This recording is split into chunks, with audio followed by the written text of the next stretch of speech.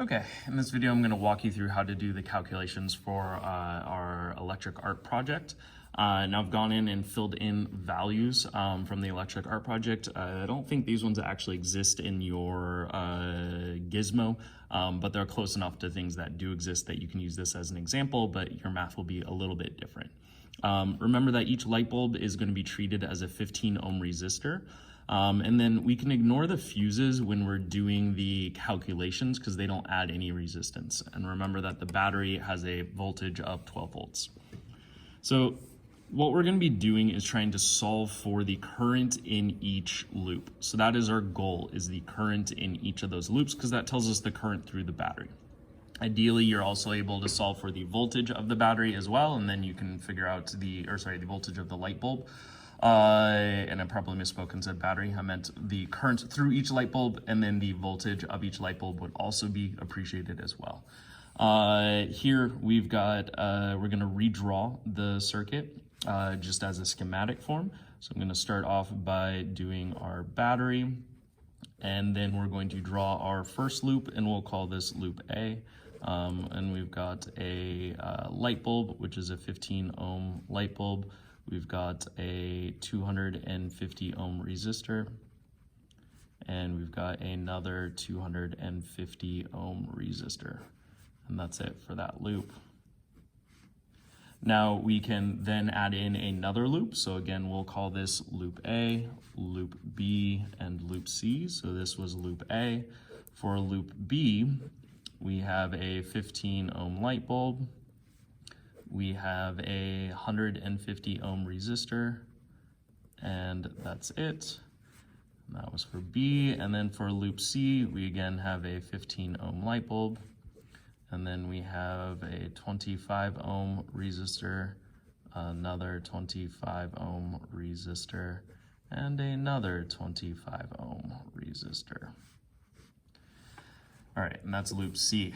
Now to solve this, we just basically are going to ignore the other loops while we're doing our solution. So for example, I can ignore loops B and C while I'm solving for loop A, because each loop is independent and each loop gets the full 12 volts of the battery. When I'm solving for loop B, I can ignore loop A and C. So I'm just solving for B as if it's its own circuit. And then again, when I'm solving for loop C, I can ignore A and B, and again, solve it as if its own circuit. Let's go ahead and write in the voltage there. First thing I'm going to do, I'm going to solve for the resistance of each loop, and then I'll redraw my circuit in a simplified form. So to solve for the resistance for loop A, I am simply going to take the sum of all of our resistances up here, and that will give me the resistance. So it's going to equal the 15 ohms plus 250 ohms plus 250 ohms, which is a value of 515 ohms. And that's for loop A. For loop B, we're doing that same process. Since they're in series and we're ignoring the rest of it, we can just add them together. So the equivalent resistance for loop B is going to be 15 ohms plus 150 ohms, which is going to be equal to 165 ohms.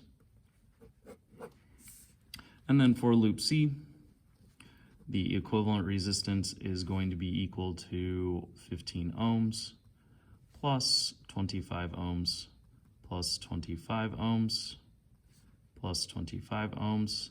That comes out to 75 plus 15 is 80, 90 ohms.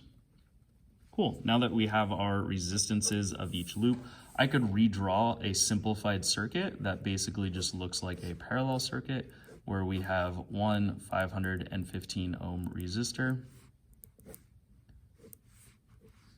one 165 ohm resistor, and one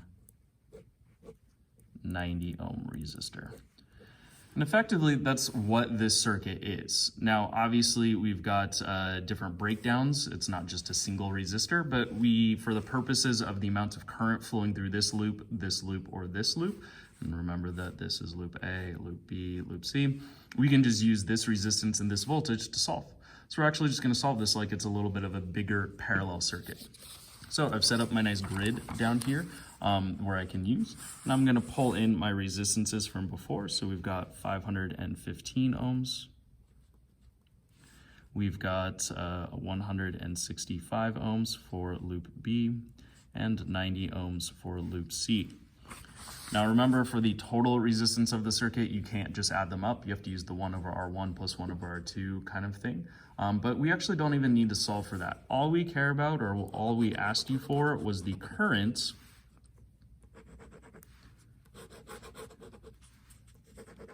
for each light bulb.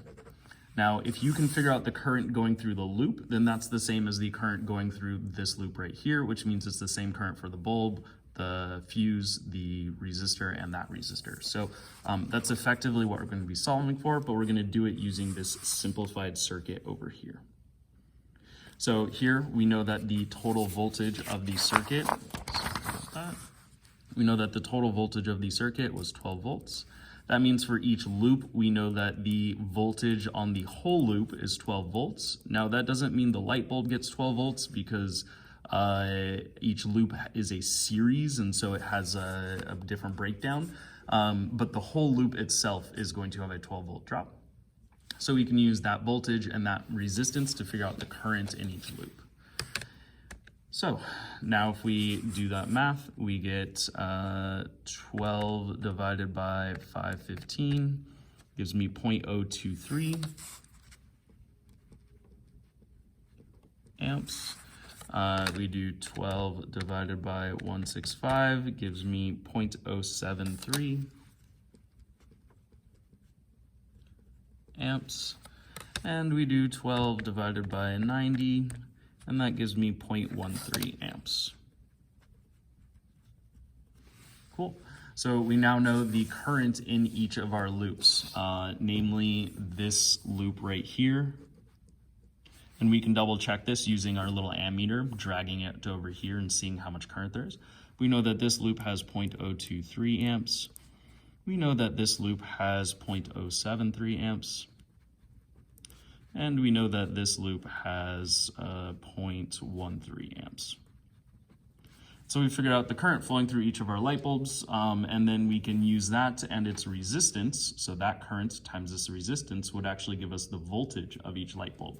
So if you wanted to go back and solve for the voltage of each light bulb, you could figure out, and therefore the power as well, you would just take 0.023 times 15, 0.073 times 15, and 0.13 times 15.